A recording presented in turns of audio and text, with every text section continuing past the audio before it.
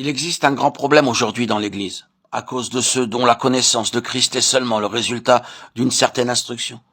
Comme les autres enseignent ceci ou cela, ils enseignent aussi ceci ou cela. Cette sorte de connaissance est totalement inadéquate.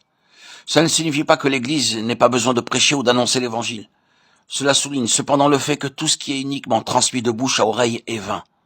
Si nous ne recevons pas la lumière qui vient du Père qui est dans les cieux, et si la lumière que nous avons nous a seulement été fournie par les hommes, un jour, nous serons ébranlés lorsqu'ils seront également ébranlés. La raison pour laquelle l'Église est ferme, c'est que la connaissance qu'elle a de Christ procède d'une révélation du Père céleste et ne vient pas de la conception des hommes. Christ ne sera jamais un concept de l'intelligence humaine, ni ne pourra être connu grâce à l'éloquence de certaines personnes douées. La connaissance de Christ résultant de l'intelligence ou de l'habileté de l'homme n'est pas un rocher qui demeurera solidement établi. Il penchera et tombera bien vite lorsqu'il sera tant soit peu ébranlé.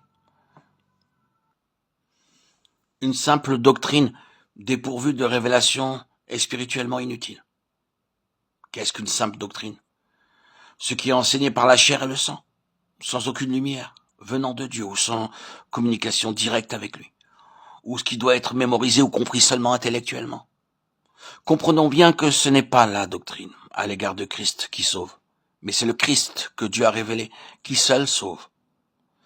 En ayant ce Christ, nous demeurerons fermes, car en nous se trouvera la révélation qui nous fera connaître le Seigneur de manière véritable. Et rien d'autre ne pourra ébranler cette connaissance intérieure. Lorsque Pierre a dit « Tu es le Christ, le Fils du Dieu vivant », aussitôt le Seigneur Jésus lui a déclaré « Tu es heureux, Simon, fils de Jonas ». Pourquoi? Parce que cette confession n'a pas été le produit de l'enseignement des hommes, mais la conséquence d'une révélation du Père céleste. Le Seigneur n'était pas satisfait de ce que les gens disaient de lui. Ce qu'il désirait entendre, c'est une confession basée sur une révélation. La valeur d'une telle confession réside dans la révélation. Il est très facile aujourd'hui pour quelqu'un de dire à une autre personne que Jésus est le Fils de Dieu. Et après un certain temps, celle qui l'a entendu peut aussi répéter à son tour que Jésus est vraiment le Fils de Dieu. Cependant, une telle confession n'est pas fondée sur la révélation. C'est pourquoi elle n'a aucune valeur. Pour avoir de la valeur spirituelle, le message de l'Église doit procéder de la révélation. Sans cela, il n'y a pas de véritable connaissance. Ce principe est une évidence pour tous ceux qui connaissent Dieu. Si l'Église n'a pas de révélation et si tout ce qu'elle possède n'est issu que des traditions, elle est en voie de tomber. La tradition, c'est ce qui s'est transmis de bouche à oreille et ainsi de suite.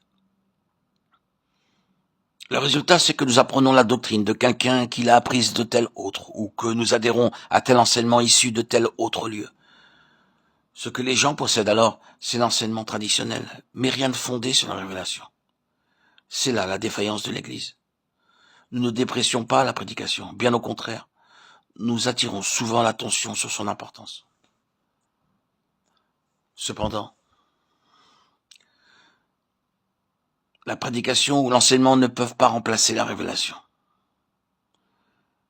Il veut aussi que nos paroles procèdent de la révélation.